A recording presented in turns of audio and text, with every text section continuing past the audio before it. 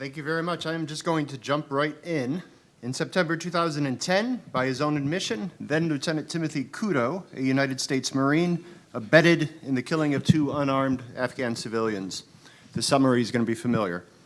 They had recently taken fire. They were in a defensive position when a motorcycle approached carrying 2 riders. The Marines tried to get it to stop using a pre-established protocol. They waved it away. They shouted. They threw smoke. They shot warning shots. Suddenly, they think they see rifles, and in the same moment, they think they see muzzle flashes. So the Marines open fire, and they kill the men. When they approached the bodies, they realized that they were wrong. What they took for rifles were sticks. What they assumed were muzzle flashes was likely the sun reflecting off their motorcycle's chrome. One of the riders was barely a teenager. When the patrol finally was safely back inside the wire, they did the only thing they could do. They grieved. Now, no one, it seems to me, following off of Ed's comments, no one should question whether Kudo's remorse or sorrow at the slaying of unarmed civilians is appropriate. Its absence surely would be anathema. But it's not just these accidental killings that Kudo is pained by.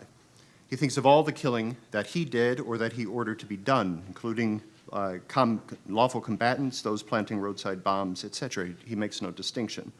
He says this about his combat experience. When I joined the Marine Corps, I knew I would kill people. I was trained to do it in a number of ways, from pulling a trigger to ordering a bomb strike to beating someone to death with a rock. As I got closer to deploying to war, my lethal abilities were refined, but my ethical understanding of killing was not.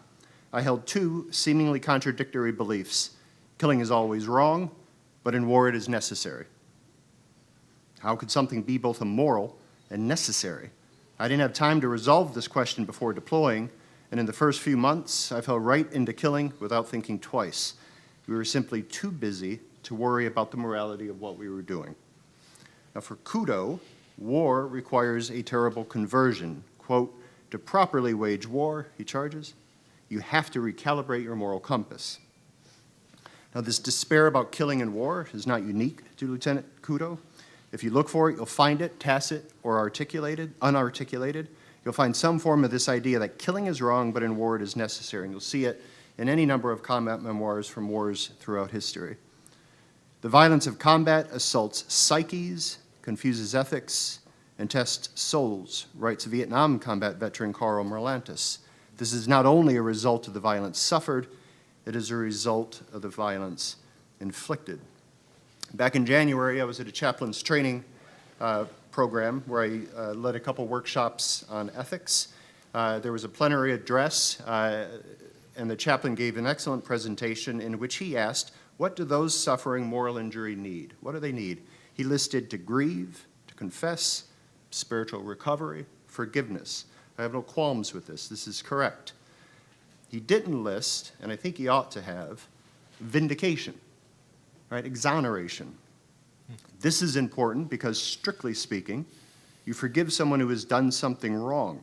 You vindicate someone who is found innocent of wrongdoing and stands wrongly accused, even wrongly self-accused. If killing is always wrong is correct, then forgiveness is the only option on the table. But what if it's not correct? Now, the primary theological field from which I'm going to speak today is Christianity. But from whatever theological ground on which one stands, is there warrant to vindicate, to find innocent of any wrongdoing those who kill in combat, whether killing the enemy within the laws of war or the accidental killing of a non-combatant? Timothy Kudo has killed. It is right to grieve, but is all grief guilt? And here again, I'm going to be dovetailing on some of Ed's comments. This might be because we share an institutional pedigree, or it might be because theology has always been the queen of the sciences and not just the bastard child of philosophy. Kudo's belief that killing is always wrong, but in war it is necessary, illuminates a tension, if not a contradiction, present within Christian thought about love and responsibility.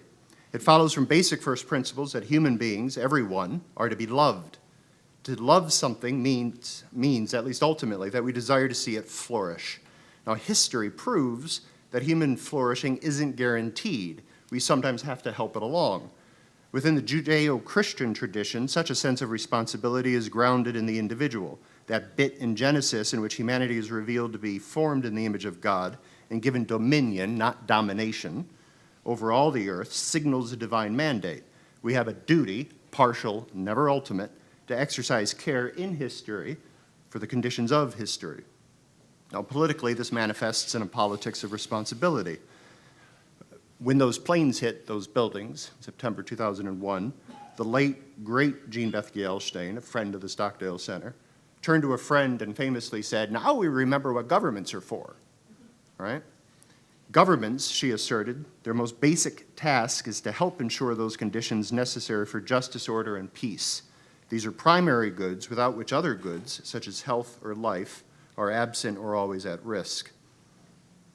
Now, this exercise of responsibility would be much easier if the world weren't full of people. Neighbor is supposed to love neighbor, and often neighbors do. But throughout history, neighbor has also consumed neighbor, and to a staggering degree. He mentioned my sort of preoccupation with the Holocaust. I had the opportunity to attend the 50th anniversary of the liberation of Auschwitz-Birkenau, the commemorative event. After the formal ceremony, they committed to reading the names of all the lost over a loudspeaker. I toured the facility for several hours. The names continued, name after name after name. Sometime later, I tried to just figure out how long did that recitation of names continue. Now, assuming we had the names of all 1.2 million people, and that's a lowball estimate, killed at Auschwitz-Birkenau, and assuming it takes 1 second to read every single name, that recitation would have continued for 13.8 days. All right? 13.8 days. Given the conditions of this world and the human soul, it is not always clear precisely how it is we are to love our neighbor. How do we love one neighbor when he is shoving another neighbor into a gas chamber, who we are also called to love? In this instance, we cannot love both neighbors in precisely the same way. So how do you reconcile that? According to Reinhold Niebuhr, a 20th century public intellectual and Christian theologian, you don't. Now, much is owed to Niebuhr. His work has inspired the journal I helped found. It was he who helped in the build-up to World War II, who stood almost alone as he battled the pacifist sentiments and calls for non-intervention that came from many in the mainline churches. But in order to bring us into the fight, Reinhold Niebuhr advances a paradoxical view of the morality of war that is largely indistinguishable from Timothy Kudo's. This paradox forms one of the dominant ways in which Christians think about armed conflict. And in light of moral injury, this paradox is terribly problematic. Now, without getting too far into the weeds, Niebuhr believes that there are two laws for Christians that come into conflict in this world. There is the law of love, and there is the law of responsibility. The law of love is non-resistance to evil. He thinks the pacifists are too squishy. It's not non-violence, it's non-resistance, right? Against this is the law of responsibility, which is resistance to evil and the rescue of the innocent. The first law he calls the impossible possibility. If you pursue love, you'll get neither law. He says this: to devote oneself exclusively to determining and proclaiming the right thing to do is most probably to render oneself powerless in the actual course of events. You'll be neither loving nor responsible. However, if you pursue responsibility, you'll get a little bit of both, because we can confront evil, and we can do it in a way that's qualified or seasoned by love.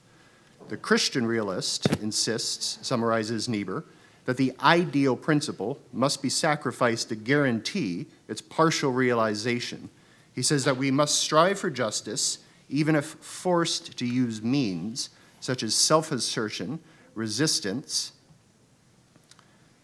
coercion, and perhaps resentment, which cannot gain the moral sanction of the most sensitive of moral spirits. So it might injure the Christian conscience to put the law of love on the back burner, but Niebuhr insists this cannot be helped.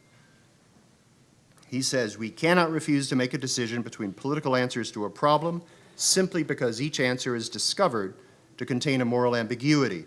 We are responsible for making choices between greater and lesser evils. Now, first of all, an aside, lesser evils, remember the list. What's he talking about with lesser evils? Actions that emerge out of self-assertion, resistance, coercion, or resentment. These things, for Niebuhr, go against the law of love, and therefore they cannot be moral. Now, Niebuhr does not believe that you can exercise moral responsibility in this world, within history, without incurring moral guilt. Now, understanding moral injury, we realize that this view can be deadly. If moral injury comes from doing something that goes against a deeply held moral belief, and if one believes that killing is always wrong, but in war it is necessary, then the very business of war fighting has become, by definition, morally injurious. Now, for Niebuhr, there is no vindication for killing. There is only the anemic solace of knowing that it was necessary. You cannot go through history without guilt. Now, happily, Niebuhr's view about lesser evils is not the only view about killing within the Christian intellectual tradition. To swim in the Augustinian stream of the just war tradition is to refuse Niebuhr's insistence that Christian responsibility necessitates the performance of lesser evils. The just warrior's inner scholastic casuist resists the notion that we have to make messy compromises between normative commitments and effectiveness. Niebuhr rests too easily with paradox, partly because he has insufficiently precise tools of moral analysis. Pace Niebuhr, the just warrior, discerns that evil comes in different kinds, involving important distinctions between moral and non-moral evil.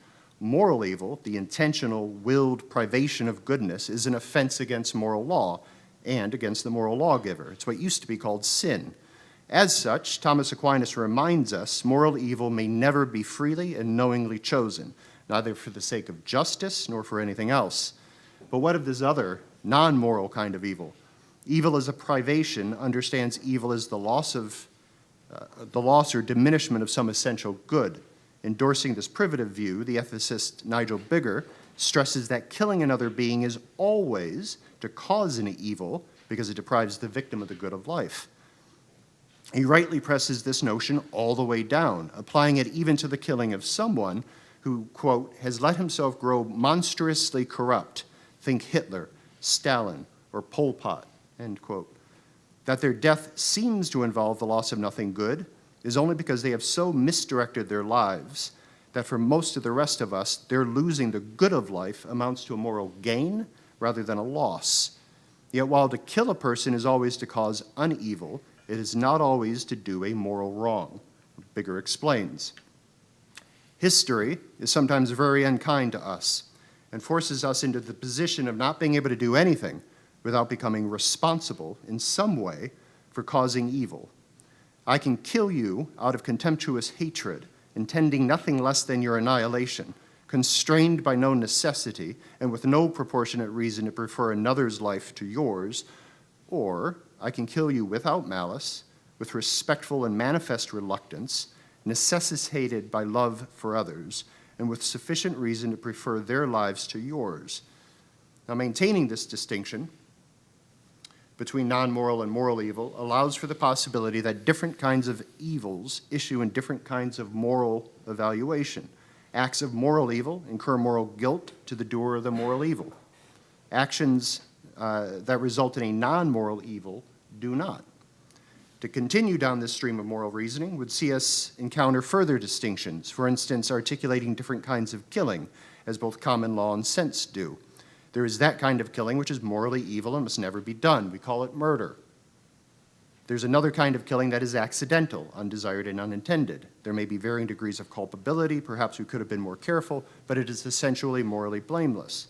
There's another kind of killing that is, however distressingly, morally sanctioned, even perhaps occasionally obligatory.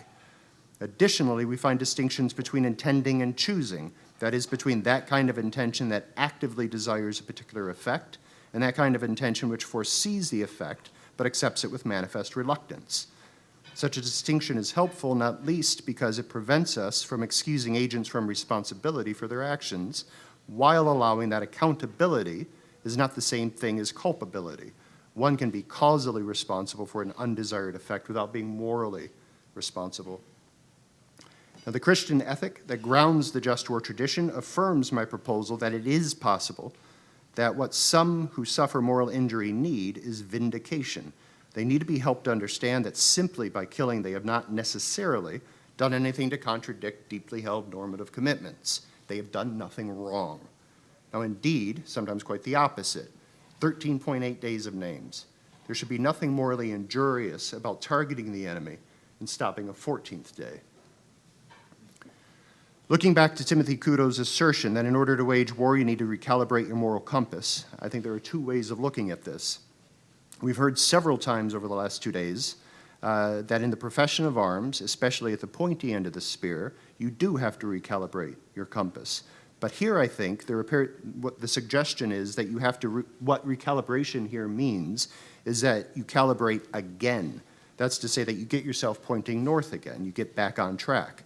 However, Timothy Kudo appears to mean that you must calibrate your moral compass not again, but differently. You need to create a new azimuth.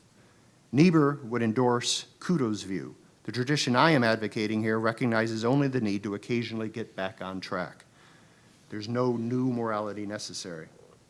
Now, none of this is to suggest easy solutions for Timothy Kudo's moral anguish, but it does allow for the Christian or the moralist to justify the use of lethal force on grounds other than lesser moral evils.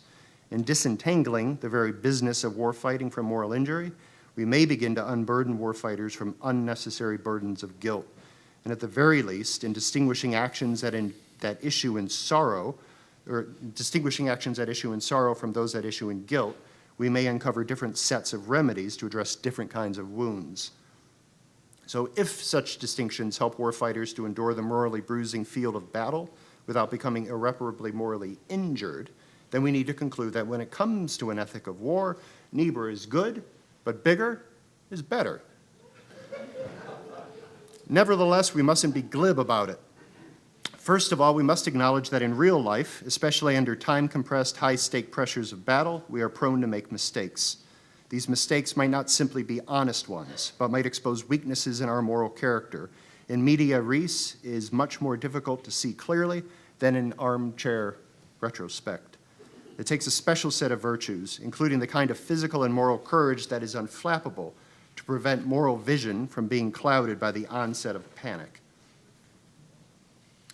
Now, in closing, this brings us to a final point. We talk a lot about a professional military ethic. We need to start talking about supplementing that with a professional civilian ethic. We need to be in this together.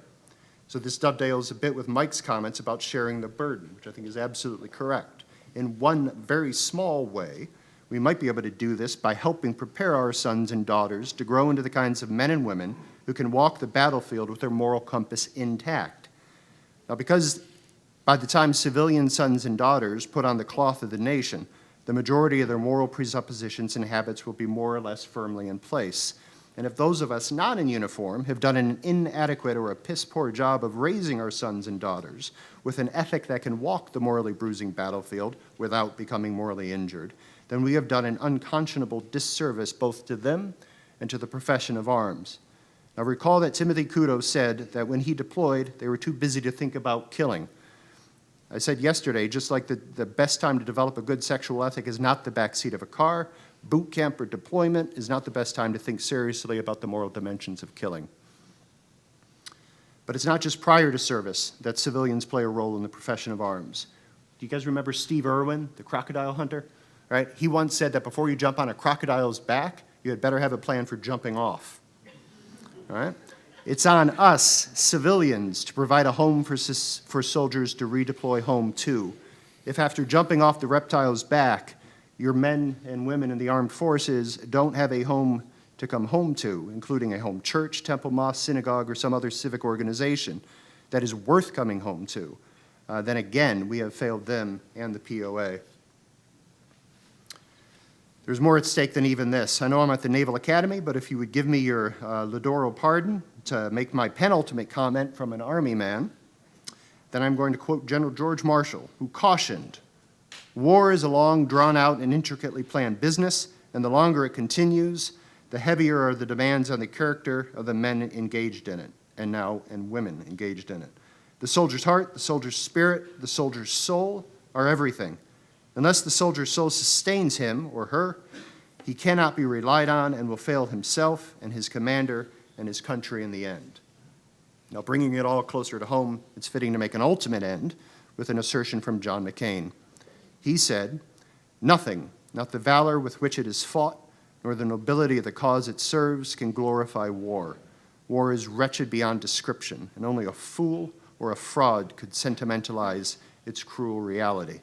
We have long recognized that we need to armor our warfighters to aid in their physical protection It's only now, I think, with recognizing moral injury, that it's become just as important in providing them with those resources, including theological frameworks that help provide armor for the spirit, or a kind of Kevlar for the soul.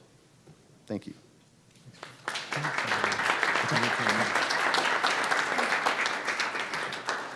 Okay, thanks, Mark. And it's always a pleasure to work with him. And thanks to Ed and the team here at the Stockdale Center for the invitation to be here. Two caveats from my presentation. Number one, I come at this not dispassionately, I own that, but through the lived experience as the son of an Army chaplain for 30 years who dealt with his own sense of spiritual injury coming back from Vietnam. And then now, after over 3 decades in the service of the nation, having experienced this myself, and somebody talked this morning about owning that, and I own my own diagnosis of both PTSD, but also moral and spiritual injury both, and have seen their effects in my life. But I also come at the prism of the pastoral care framework of as a chaplain. I am an active duty chaplain. I chose to wear the uniform of the nation yesterday and the uniform of my church today to represent the duality of the calling that each of us has, but I'm committed to both. However, I do want to also express appreciation for my fellow chaplains in the audience, and much of the work that we do comes from, at the tactical level, our service to warriors and families. I mentioned in just the beginning, in my mind, a distinction between moral and spiritual injury, and I want to own that. Providence rather helpfully published an article I wrote several years ago, because I began to have problems with the definition of moral injury, and Shara and I talked about that, alluded to it yesterday, but it really gets after, is it Kenyon? I'm sorry, Kernan, my apologies. You know, he asked the question this morning, what's injured? And that question was haunting me as I dealt with soldiers and families continuously over and over again. And I came back to my own theological assertion that it's the soul that's injured. But the concept of the soul within the profession of arms these days in the American body politic is almost absent. More about that in a minute. However, I want to approach this from a different perspective today than you might be assuming for a chaplain. I want to pull back from the tactical, and I want to look at this issue of moral and spiritual injury and its implications its ethical implications at the strategic level for the nation and for the profession of arms. Because this challenge is repetitive and growing. It is not going away.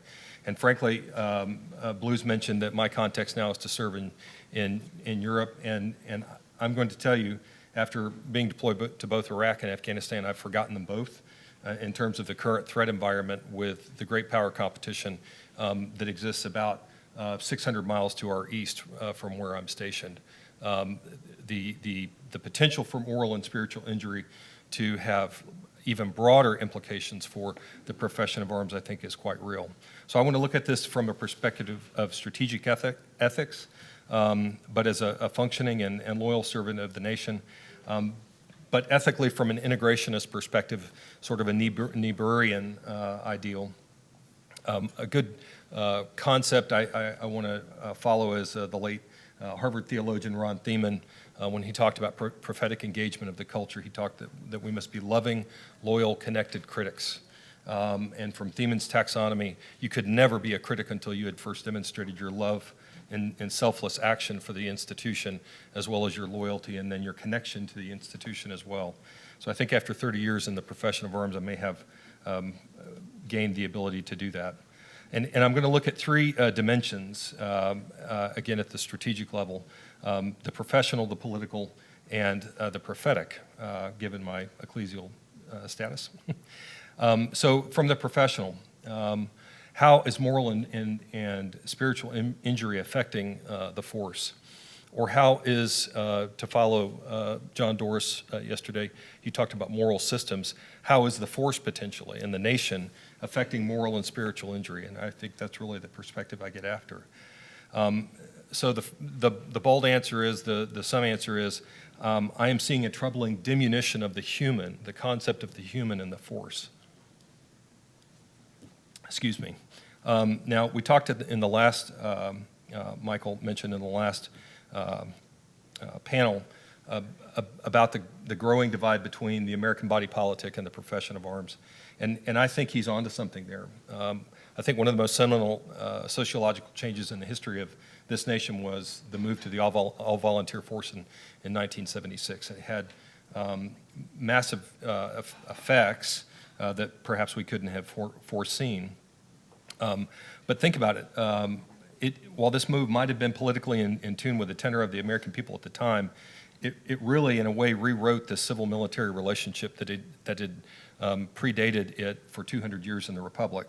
The very ideas of militias, conscription, shared national sacrifice in the conduct of war are now today replaced by a very high emphasis on technical and scientific proficiency, especially in the operation of complex weapons platforms, a sole reliance on the accumulated tactical experience of a professional military class, the repetitive deployment and redeployment of those professional warriors over many years, that cycle occurring not only individually but collectively for units, but without significant ties to communities, towns, or cities, except for in the case of the National Guard, and a growing strategic disconnection of the profession of arms from its principal client, the American people, and I am thinking of the Huntington's idea there. Now, relative to moral and spiritual injury, if that's our context, I think American warriors, excuse me, my computer's going wonky, as the British say. Relative to moral and spiritual injury, American warriors now often cannot go to war, I believe, with a meaningful social context or relationship to the nation, but perhaps only to the federal government that employs them. A type of estrangement which only exacerbates individual questions regarding warrior and family experiences in combat, particularly subsequent to suffering horrific physical, mental, emotional, moral, or spiritual injury of any kind. Derivatively, and that said, I observe that within the force in our medical healing professions, principally the physical and the clinical spheres, we have bifurcated our conceptions of treating people as human beings created in the image of God, in the imago Dei, both body and soul, and in need of redemption, to only those who, as one cynical doctor told me, are the pink bags of physical matter deserving of prolonged physiological life. And when I asked her what that meant, and she said, you cannot see your patient as human. You have to be dispassionate and see them only as water, bones, and blood, and you're trying to extend their life. That seemed to me to be reductionist, although she offered that with a smile on her face and I think in all sincerity. However, further still, I'm troubled that this same predilection in the healing arts is driving the profession of arms to then see warriors only for their utilitarian value to the institution relative to their physical health and mission performance, with no affirmation of the person's not only imminent worth beyond their term of military service, but also their eternal worth as those in need of transcendent meaning and hope. And though I have no statistical proof for this assertion, I intuitively suspect, maybe that's my lens as a chaplain, that this is in fact impacting the rising rate of veteran suicide once warriors leave uniformed military service. Now, if that's the professional, if that's one way in which perhaps even the profession is impacting moral and spiritual injury, I want to also look at the nation. And so even though it's I'm violating a cardinal virtue or a cardinal rule of uniform profession, I am going to say political, because I think in one sense this is a question which we as a nation have to ask at the political level. And here, as I also want to somewhat follow Michael from his presentation previously, but I want to look at the warrior class, that professional warrior class, from the lens of also economics, but the term opportunity cost. Now, if you're not familiar in economics with the term opportunity cost, it's this. Here, just a straight definition. A benefit, profit, or value of something that must be given up to acquire or achieve something else. Since every resource, land, money, time, etc., can be put to alternative uses, every action, choice, or decision has an associated opportunity cost. Opportunity costs are fundamental costs in economics and are used in computing cost-benefit analysis of a project. Such costs, however, are not recorded in the account books, but are recognized in decision-making by computing the cash outlays and their resulting profit or loss, close quote, by the way. So in this definition and relative to moral and spiritual injury, opportunity costs are the human capital of the nation's sons and daughters, which it sends to war on its behalf. While persons are not a zero-sum game, and I want to emphatically say that I'm not saying that. To be sure, they are finite resources necessary to corporate human flourishing, as Nancy reminded us yesterday, eudaimonia. And in essence, if the nation uses our sons and daughters in such a way that they return from war permanently, morally, or spiritually injured, then the nation has incurred an opportunity cost in sending them to that war and returning with that injury, whether we foresaw it or not.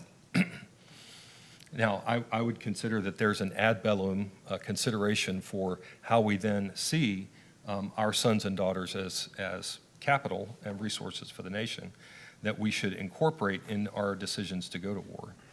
More on that in the Q&A perhaps. However, there's a second corrosive opportunity cost of moral and spiritual leadership to the life of the nation, and here I'm thinking particularly within the profession of arms itself. First, I'm concerned that moral and spiritual injury within the force, again, regnant within a force, a professional warrior class that is repetitively utilized in this same way over and over again, over time degrades readiness by a decrease in morale. Candidly, I am seeing this now in my current position, particularly at the level of the field grade officership, many of whom have deployed earlier in their career to Iraq and Afghanistan. So this produces a derivative second effect. So the leadership challenge in maintaining motivation and discipline amongst the troops in the formation, particularly when a key leader might have been bearing the wounds of moral and spiritual injury deeply within themselves for some time. As well, and frankly, I think we haven't mentioned it here at this symposium, but we have to be cognizant of it. At the strategic level or at the general or flag officer level, there's another type of cost or effect of moral and spiritual injury on the force when one of those leaders at that level exhibits more strategic moral leader failure. And as the recent USA Today article, I think in 2017, cataloged, there's frankly over 500 different examples of this across the Joint Force since about 2002, according to just their brief summary. That's not a scientific summary. But as Don Snyder has said it at SSI and formerly at West Point, when a strategic leader fails, a general officer or flag officer, when there's a moral failure there, it has a corrosive effect both inside the institution in terms of the loss of trust, but also outside the institution by a concomitant loss of trust on our client, the American people. So the effects are only magnified. Finally, all of this produces within the force the effect of it becoming an unreflective institution in which a leader's professional judgment, values, and assessments are not measured against political aims and military objectives correctly. In short, values can become delinked from plans, training, and operations. And this, if it happens within the force, again, can drastically impact current operations. So, finally, the prophetic. The observation here is, I want to say that I think, and here I'm also taking an observation of the ecclesial communities that send chaplains and frankly also our sons and daughters into the force, that we have had an abandonment or abdication of the praxis of faith within the profession of arms to frankly a great degree. And this has been a growing problem from my perspective as a chaplain for some time. I'm hearing more and more general officers and senior leaders say, "Chaplain, I have a faith, but I can't exercise it personally because it would put me at risk and it may produce some problems of perception." Well, there's a cost to that. But I want to commend Simon Edwards' Churchill Trust report of last year when he talked about the effect of the loss of the understanding of the spiritual on both the treatment but also the prevention of moral and spiritual injury within the force. Put bluntly, I think, at least in the American context, the legal separation of church and state deriving from the non-establishment clause of the First Amendment, I think has too often been broadly applied culturally to enforce a divorce of the exercise of faith from within the profession of arms. Now, I have also come to understand, and this is related but different, that the phenomenon of moral and spiritual injury are both wounds that are today greatly exacerbated by the lack of language categories and or moral formation of individuals that marked prior generations, and Mark was alluding to this a minute ago. Here I want to lay some serious charge against, again, the ecclesial communities, and frankly, I would lay this in front of my own church, the Evangelical Presbyterian Church, if they were here in the room. But I think that American religious denominations have really failed to intentionally form their adherents in preparation for servants as citizens of the nation, not just citizens of the kingdom of God, if you know Luther's two kingdoms taxonomy. In a prior position that I had at the Pentagon, I dealt with all 192 denominations that send religious professionals to the military forces, and I cannot think of a single one, and I surveyed them all, that has a comprehensive program as a denomination that intentionally attempts to form its citizens, or its adherents rather, for life within the body politic in this country. Excuse me. Ed Tick has also pointed out, I think rightly, that many of our own denominations have not paid attention to our own traditions of sending and receiving warriors both to combat. And in a way, I think now that many of those warriors, again, think back to the current construct of how we deploy and then redeploy and deploy and redeploy warriors. They often come in a transitory way, even amidst civilian congregations, but to those congregations, they're almost transparent, or as I term them, they're almost congregational ghosts. They're there for a year or two, perhaps, and then they might go off to another type of deployment or another mission. But again, I can't think of denominations that intentionally and strategically over the course of the entire denomination attempt to welcome, care for, and shepherd, to use a theological term, those same warriors and their families, or intentionally do the same thing for veterans once they take off the uniform within their populations. I think, Frank, well, I'll save that. So, and I would suggest that in our major religious traditions around the country, I think that we have to discover a corporate vocation as places of intentional healing for veterans and families and recognition of their service. So in conclusion, again, three frameworks or three spheres I'm looking at: the professional, the political, and the prophetic.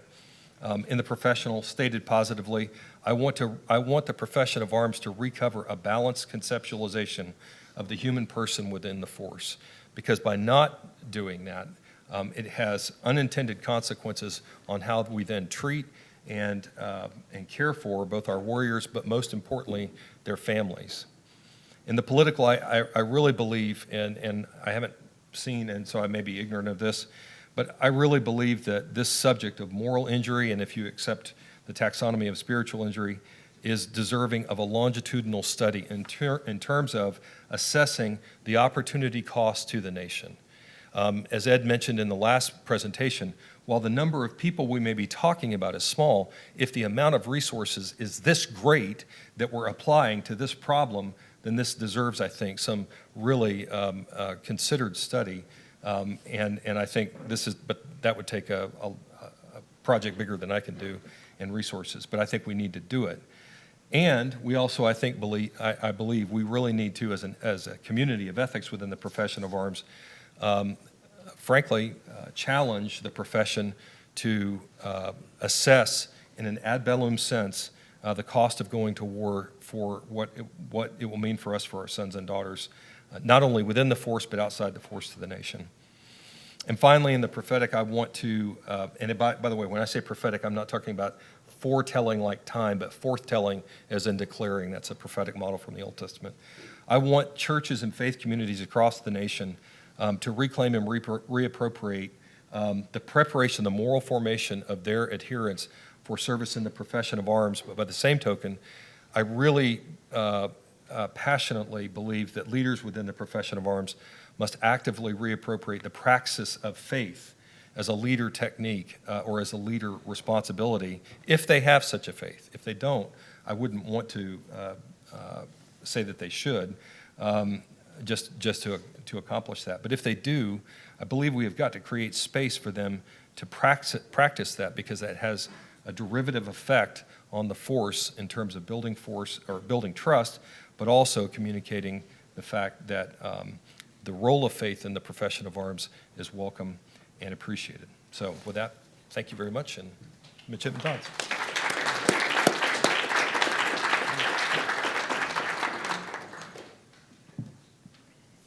Ladies and gentlemen, thank you for being here. Thank you, gentlemen, for your perspectives. Dr. Barrett, thank you for inviting me to share some thoughts on this important, complicated subject of moral virtue and injury. So far in this panel, we've been looking quite a bit at the necessity of ethical systems, moral formation, and moral injury, particularly through religion. And I think my fellow panelists have hit on a critical facet of the development of military members, especially officers. The engagement with ethics and the development of morality are things that are ingrained in Naval Academy tradition and intention, rightfully emblazoned in our mission statement to develop midshipmen morally, mentally, and physically. And I think the pursuit of this moral education has room to be deepened. As we consider the Academy's mission and methods, personal morality must remain a firm cornerstone in leadership development. But in light of what Dr. Doris said yesterday about psychology and behavior, I think extensive moral education should be accompanied and complemented by other education. In the next few minutes, I'd like to propose that to prepare future officers for the sundry challenges of combat stress and moral tension, the Academy should adopt a 3+2 part approach, focusing on realms that each come into play in different ways. Okay. First, the three. To begin with, knowing ourselves, developing and discovering the deep sense of personal morality. This is necessary to build the groundwork for our own decision-making when values come into conflict. Obedience versus integrity, justice versus mercy, the safety of our troops versus the safety of civilians. It also helps to build rapport with our men and women as leaders of character on whom they can count to shoulder the moral burden in times of crisis. Second, knowing our people, thus allowing us to recognize stress in both our peers and our subordinates and to act accordingly. Knowing our people furthers our ability to build trust and relationships, which protects service members from the moral injury of betrayal at the lowest level and gives them an authoritative confidant if they are feeling the effects of combat stress, trauma, or moral injury. Finally, knowing our enemy, which in turn demands that we treat them as human beings and consequently forces our hand away from the inhumane decision-making like the atrocities that Dr. Wolfendale discussed yesterday. Regarding the +2, we should also be studying basic morality more deeply, as well as the experience of war and trauma.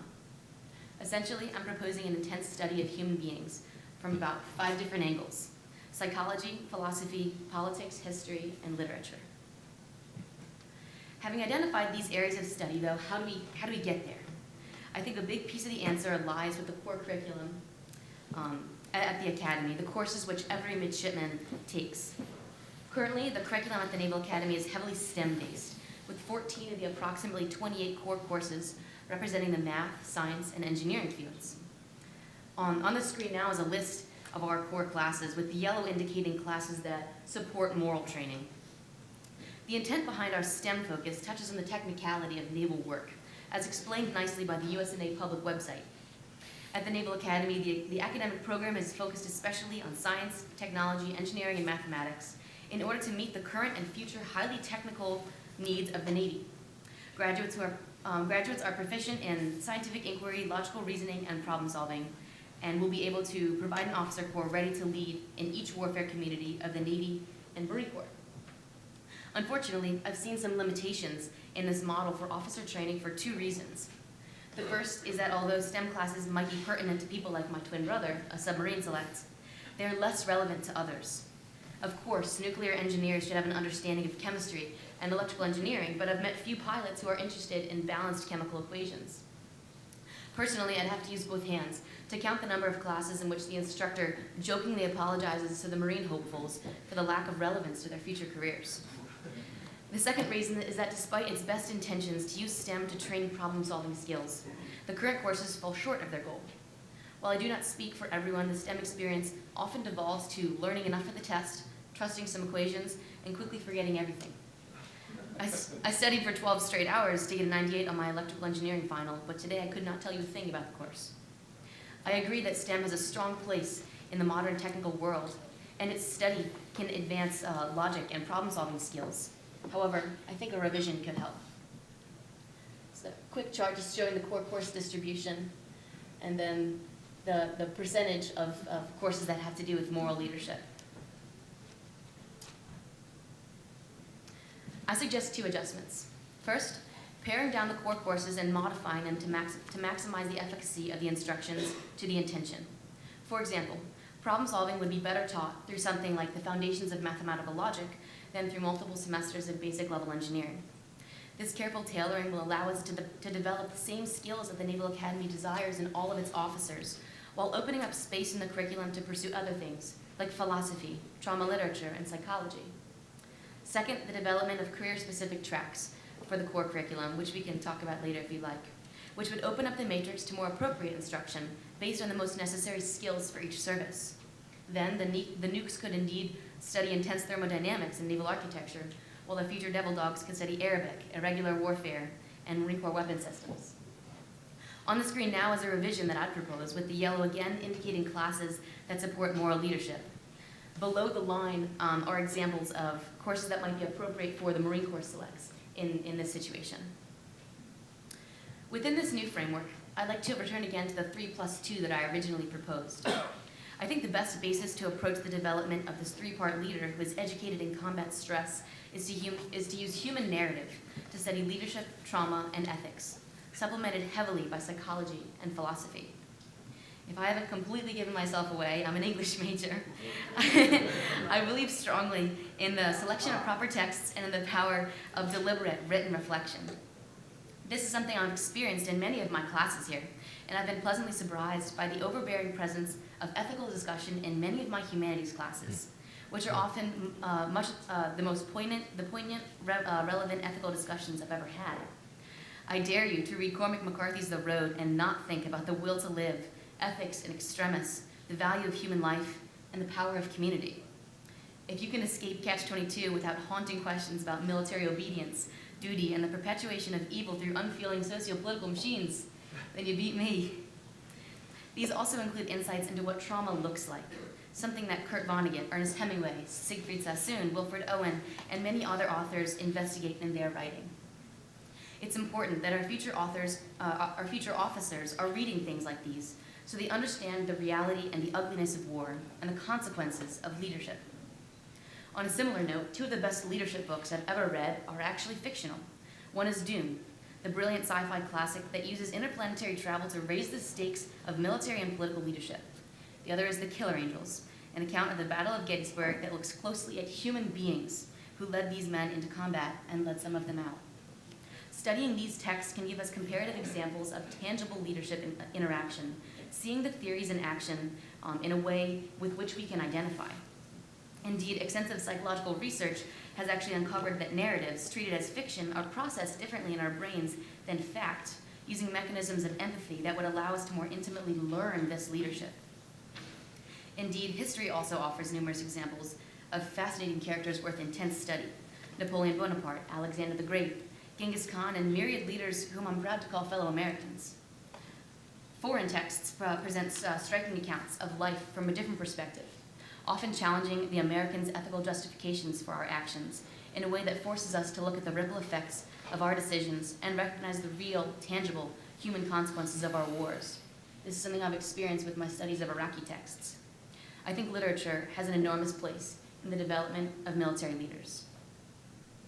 Alongside this literary exploration, I think we can deepen our study of ethics and philosophy, as well as adding that psychological element and some cross-cultural study. The Stockdale Center has already done an excellent job identifying important fields of study, like Stoicism, virtue ethics, and ethical systems like utilitarianism and Kantianism. I think we should expand this curriculum to include more philosophy, not just because it's important to understand how other people think, but because we may learn something about or for ourselves in the process. Warrior codes, various religions, Taoism, Buddhism, and meditation have long been used by warriors, even to the present day, and it would be valuable to introduce midshipmen to these philosophies and to demand that they reflect more deeply on what they believe and who they are, so they can understand what acting with integrity looks like. Many of these classes are already exist at the Academy, like the Stoicism course taught by Professor Hedel, but we need to make room to engage everyone with these, rather than the minority with a free elective. We must learn psychology too, both the basic sort that we touch on in our leadership classes, and the deeper battlefield and trauma studies, like those conducted by Judith Herman, Jonathan Shea, and Lieutenant Colonel Dave Grossman. It's absolutely paramount that we enter the fleet with an understanding of the psychological processes of human beings, how leadership directly affects the mentality of others, and what combat stress and moral injury can do to cripple the psychosis of the men and women for whom we are responsible. Much more necessary, I'd argue, than Therma. Finally, I think military leaders should pursue a deeper understanding of the cultures with and against whom we fight. Yesterday, we mentioned the tendency for interracial wars to be particularly gruesome because it's easier to dehumanize someone who is different from you. As leaders, that's a gap we need to close. The best way, I believe, is to step into these shoes. In regards to the Middle East, for example, we might analyze original texts like the Quran and the writings of Islamic fundamentalists, look at economic changes in these regions over the past decades, and learn about political systems like the warlords in Afghanistan or Lebanon's tri-religious leadership system. I think we should challenge our young officers to look across the way and see that young ISIS soldier as someone more similar to him than he is different from him. Perhaps a patriot, fighting for what he believes under the value system in which he was raised. By forcing our officers to look at the humanity of the other, we will train them to make decisions that reflect the dignity of human life and respect the tactical complexity of operating within foreign cultures. In summary, I think we should read more. I propose a focus on building leaders who know themselves, their people, and their enemies, and who understand morality and ethical systems, and who recognize the effects of trauma and moral injury. To do this, I think we should reanalyze the efficacy of our core courses, trimming out ineffective classes to make room for a curriculum that focuses on the study of human beings through literature, psychology, philosophy, politics, and history. In this way, our officers will enter the fleet more grounded in their own personal morality, ready to face the monstrous situations that war presents, and in their leadership, to preserve the humanity that Americans fight for with such courage. Thank you.